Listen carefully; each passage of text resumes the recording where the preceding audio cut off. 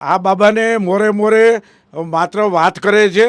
આ બાબાની પરચી છે, આ બધા નુસ્ખા છે એ ખુલ્લા પડી ગયા છે. એના જ માણસો ષડયંત્રનો ભાગ હતો એ ખુલ્લું પડી ગયું છે. પ્રેત બોલાવ્યા અને ધૂણતા હતા એ બધા એના માણસો જ હતા. એક મહિલા દ્વારા પત્રકારને ઉપર હુમલો અને આ બધી ઘટના છે એની જેટલી નિંદા કરીએ તેટલી ઓછી છે. વિજ્ઞાન જાથા વખોડે છે કે આ બાબા માત્ર ને માત્ર પૈસા અને ફંડફાળા કરવાનું કામ કરે છે. કેન્સરનો હોસ્પિટલના નામે, અન્નપૂર્ણા રસોઈના નામે વારંવાર ફંડ માટે ઉઘરાણી કરતા હોય તો ગુજરાતનું ધન છે એ પોતાના વિસ્તારમાં ઉછેરવાનું કામ કરે છે.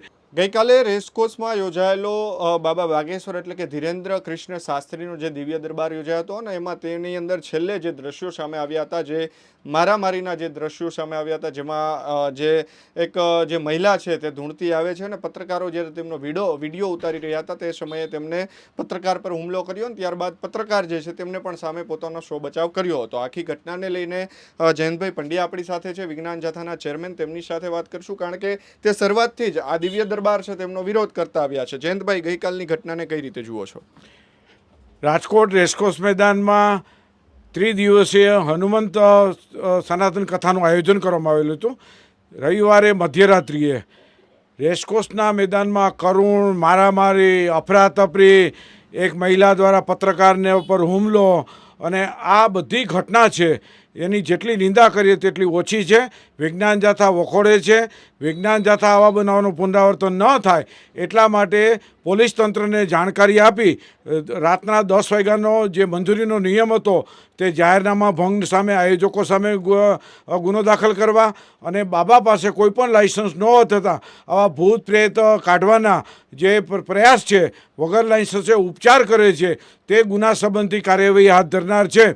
વિજ્ઞાન જાથા બહુ સ્પષ્ટપણે માને છે આ બાબા સંત કે કથાકાર નથી, એક ખલનાયક છે અને કથાની વાતની બદલે લવ જેહાદ, ચાદર ઓઢાડવા આવા પ્રયાસો કરી લોકોને અવળે માર્ગે લઈ જાય છે. હકીકતની અંદર હનુમંતની કથાના ભાવાનુવાદ, ગુણાનુવાદ ગાવાને બદલે ખોટે માર્ગે લોકોને વાત કરે છે અને પ્રાણ પ્રશ્નો છે, મોંઘવારી, બેકારી છે, આવા લોકો ત્રાહિમામ છે, અસમાનતાની એવા પ્રશ્નોને ઉવેખી અને લોકોને બાંગ્લાદેશી, પાકિસ્તાની આવા પ્રશ્નો કથામાં ઉછેરી અને પોતે બીજા માર્ગે વાળવાનો પ્રયાસ કરે છે અને વખોડે છે. વિજ્ઞાન જાથા બહુ સ્પષ્ટપણે માને છે કે આ બાબા માત્ર ને માત્ર પૈસા અને ફંડફાળા કરવાનું કામ કરે છે. કેન્સરનો હોસ્પિટલના નામે, અન્નપૂર્ણા રસોઈના નામે વારંવાર ફંડ માટે ઉઘરાણી કરતા હોય તો ગુજરાતનું ધન છે એ પોતાના વિસ્તારમાં ઉછેરવાનું કામ કરે છે. હકીકતમાં વિજ્ઞાન જાથા લોકોને સ્વયં જાગૃતિની વાત કરે છે. આવા બાબાઓ અનેક થઈ ગયા છે અને અનેક ખુલ્લા પડીને જેલ હવા ભંગ ખાય છે. તેમાંથી આપણે બોધપાઠ લેવાની જરૂર છે. વિજ્ઞાન જાથાએ આજે પોલીસ કમિશનર અને ઉચ્ચ અધિકારીઓને પત્ર લખી અરજી આપી અને બાબા અને આયોજકો સામે ગુનો દાખલ થાય તે સંબંધી પ્રક્રિયા હાથમાં લીધી છે. જે પ્રમાણે ગઈકાલની ઘટનાઓ બની તેમાં તેઓ વારંવાર ચેલેન્જ ફેંકી રહ્યા હતા કે જે મારા વિરોધીઓ છે તેમના પેન્ટ ગીલા કરી નાખી. આ નિવેદનને તમે કઈ રીતે જુઓ છો? અમે પહેલેથી જ એમને વિજ્ઞાન મંચમાં આવીને 1 કરોડનું ઇનામ જીતવા માટે પડકાર ફેંકેલો હતો, હજુ પણ કાયમ છે. વિજ્ઞાન મંચમાં આવે તો બાબાની ધોતી પણ ઢીલી થઈ જાય એ એને ખબર છે. એનું નામ ભાગેશ્વર બાબા પડ્યું છે. હજી સુધી પોતે લોકોને દિવ્ય દરબારમાં બોલાવી એને અપમાનિત કરી ઉશ્કેરવાનું કામ કરે છે. એટલે દિવ્ય દરબારમાં સજ્જન લોકો અને પડકાર ફેંકનારા હાજરી આપતા થઈ પોતાને ખબર છે. પોતે જો સંતની વ્યાખ્યામાં આવતા હોય તો પોતે સામેથી જઈ અને પોતાની વિશ્વસનીયતા સાબિત કરવી જોઈએ અને પડકારને પરચી અને આવા મનોરોગીને સાજા કરવાનો દાવો કરે છે એ સ્થાપિત કરવું જોઈએ. હકીકતમાં આ બાબા ઢોંગી અને ધુતારાથી વિશેષ કંઈ નથી. તેમણે મોરે મોરોની પણ વાત કરી દીધી કે મોરે મોરો રાજકોટવાળા જે છે એમને દઈ દેશો. આ બાબાને મોરે મોરે માત્ર વાત કરે છે. આ બાબાની પરચી છે, આ બધા નુસ્ખા છે એ ખુલ્લા પડી ગયા છે. એના જ માણસો ષડયંત્રનો ભાગ હતો એ ખુલ્લું પડી ગયું છે. પ્રેત બોલાવ્યા અને ધૂણતા હતા એ બધા એના માણસો જ હતા. એના માણસો સિક્યુરિટી કામ કરતા હતા. કોને બોલાવવા, કોને ન બોલાવવા, કેનો વારો ન લેવો, આ બધું પ્લાનિંગપૂર્વક ચાલતું હતું. કથાની અંદર છેલ્લે જે ભોપાળો થયો છે એનાથી બાબાની જે શાખ છે એની આબરૂ ઉપર બટો લાગ્યો છે અને આ બાબા માત્ર સામાન્ય છે અને લોકોને ઊંધા માર્ગે વાળે છે તેવું સાબિત થયું છે.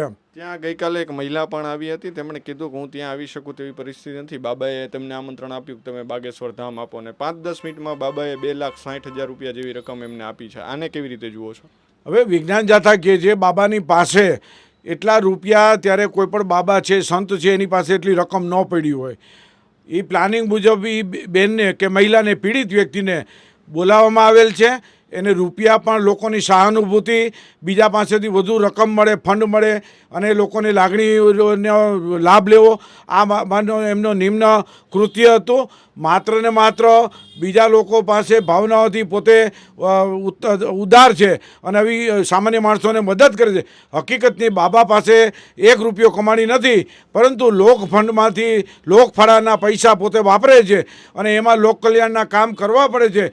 કોઈ પણ હિન્દુ, મુસલમાન, ક્રિશ્ચિયન લોકો જે કોઈ હોય તેને લોક કલ્યાણના કાર્યો વર્તમાન સમય મુજબ કરવા પડે છે, માનવ ધર્મ પ્રમાણે કરવા પડે છે. તેના ભાગરૂપે બાબા છે દીકરીઓના લગ્ન કરે છે, એ પણ લોકોના પૈસા છે, બાબાનો 1 પૈસો નથી. એટલે લોકોએ જાગૃત થઈ અને ડોનેશન આપતા કે દાન આપતા વિચારવું જોઈએ તેવી જાથા અપીલ કરે છે.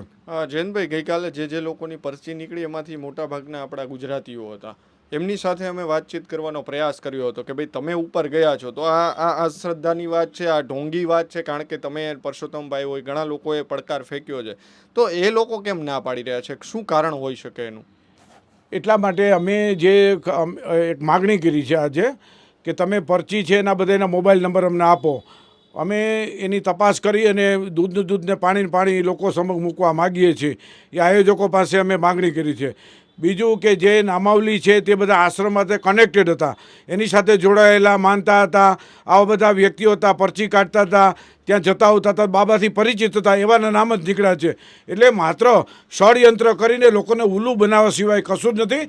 બાબા છે માત્ર ને માત્ર ફંડ ફાળા કરી અને નિર્દોષ લોકો ભોળા શ્રદ્ધાળુના નામે ખિસ્સા હળવા કરવાનું કામ કરે છે અને પોતે પોતાની શક્તિ પ્રમાણે માની લ્યો કોઈ તો વારંવાર ટહેલ કરવી ન પડે એટલે ત્યાં જ કાંઈક ખામી છે અને ઉણપ છે.